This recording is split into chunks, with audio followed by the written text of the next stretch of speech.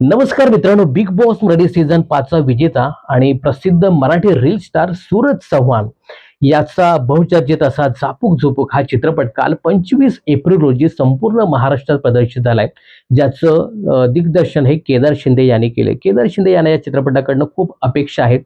अपेक्षा असणारच आहेत, कारण केदार शिंदे यांचे या अगोदरचे बऱ्यापैकी चित्रपट त्यांनी बॉक्स ऑफिसवर चांगली कमाई केली, बक्कळ अशी कमाई केली असं सांगायला हरकत नाही. त्यामुळे नक्कीच केदार शिंदे यांना या चित्रपटाकडनं अपेक्षा आहेत आणि सूरज चव्हाण आहे. त्यामुळे खूप साऱ्या अपेक्षा नक्कीच असू शकतात. खरं तर हा जो चित्रपट आहे झापूक झोपूक याच्यावरती खूप सारी कॉन्ट्रोव्हर्सी झाली. बघा, केदार शिंदे यांनी या चित्रपटाची घोषणा केली बिग बॉसच्या ग्रँड फिनालेला, की सूरज चव्हाणला घेऊन मी झापूक झोपूक हा चित्रपट बनवतोय. तेव्हापासून तर या चित्रपटाचं पहिलं पोस्टर आलं किंवा मग या चित्रपटाचा पहिला ट्रेलर आला तिथपर्यंत या चित्रपटावर खूप सारी कॉन्ट्रोव्हर्सी झाली. सूरज चव्हाण हा आता मराठी चित्रपटाचा हिरो का, ज्याला ऍक्टिंगचा सुद्धा येत नाही, कुठून याला पकडून आणलंय.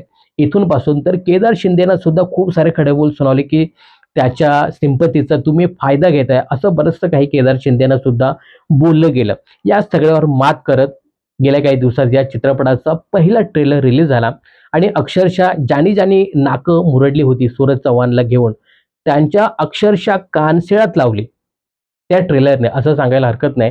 कारण ज्या सूरज चव्हाणला मराठी साधं बोलताही येत नाही, चांगले उच्चारही करता येत नाही, डायलॉगही बोलता येत नाही, ॲक्टिंगही जमत नाही, अशा सूरज चव्हाणकडनं केदार शिंदे यांनी जबरदस्त असं काम करून घेतलंय, ॲक्टिंग करून घेतली, डायलॉग खूप सारे चांगले बोलून घेतले. तर हे सगळं पाहता, सूरजचे ॲक्टिंग, डायलॉग डिलिव्हरी पाहता अक्षरशः ज्या ज्या लोकांनी नाकं मुरडली होती त्यांच्या अक्षरशः मुस्कटीत हाणली असं सांगायला हरकत नाही. आणि अखेर काल 25 एप्रिल रोजी हा चित्रपट चित्रपटगृहामध्ये प्रदर्शित झाला आणि या चित्रपटाच्या पहिल्या दिवसाचं बॉक्स ऑफिस कलेक्शन समोर आले. खरं सांगायचं झालं तर हे जे काही बॉक्स ऑफिस कलेक्शन आहे ते चांगलंही आहे किंवा मग केदार शिंदेसाठी चांगलं नाही असंही सांगता येईल. हे मी तुम्हाला स्पष्ट करून सांगतो. तर पहिल्या दिवसाचं बॉक्स ऑफिस कलेक्शन या चित्रपटाचं आहे ते म्हणजे 24 लाख रुपये. तर चांगलं कलेक्शन आहे.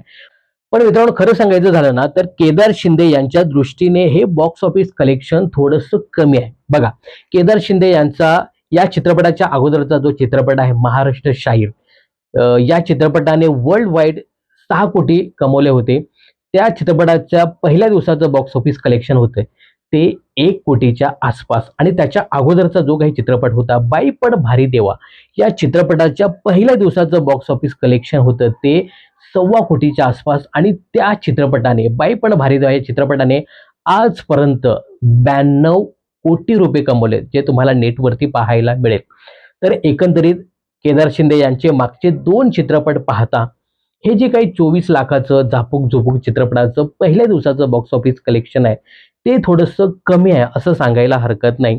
पण मित्रांनो, मला असं वाटलं होतं की यार, केदार शिंदे यांचा सिनेमा, त्यामध्ये सूरज चव्हाण हा काम करतोय, त्याची मोठीशी फॅन फॉलोइंग आहे आणि या चित्रपटाचं प्रमोशन सुद्धा जबरदस्त केलेलं किंवा अजून सुद्धा होते.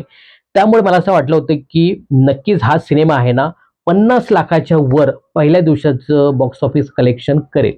परंतु तसं झालं नाही. कदाचित असंही असू शकतं, कारण चापूक झोपूक सोबत महेश मांजरेकर यांचा देव माणूस हा चित्रपट सुद्धा रिलीज झालाय. त्यासोबतच फुले हा हिंदी चित्रपट सुद्धा आहे. त्यानंतर केसरी चॅप्टर 2 हा जो अक्षय कुमार याचा चित्रपट सुद्धा आहे बॉलिवूडचा. त्यामुळे कदाचित या चित्रपटाचं बॉक्स ऑफिस कलेक्शन हे पहिल्या दिवशी कमी झालं असावं असं आपण नक्कीच गृहीत धरूया.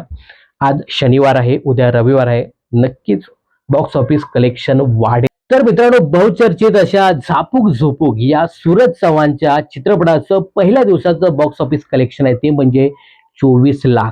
मगाशी सांगितल्याप्रमाणे आज शनिवार, उद्या रविवार आहे, नक्कीच बॉक्स ऑफिस कलेक्शन वाढू शकतं. अशी जर त्याची शक्यता आहे, वाढायला तर नक्कीच पाहिजे. तर तुम्ही हा चित्रपट पाहिला का? पाहिला असेल तर तुम्हाला कसं वाटलं आणि सूरज चव्हाणचा अभिनय कसा वाटला आणि हो, केदार शिंदे यांचं दिग्दर्शन कसं वाटलं हे कमेंट्स करून नक्की सांगा. मनोरंजन क्षेत्रातील अशाच फिल्मी अपडेट्स जाणून घेण्यासाठी चॅनल जर सबस्क्राईब केले नसेल तर जरूर सबस्क्राईब करा.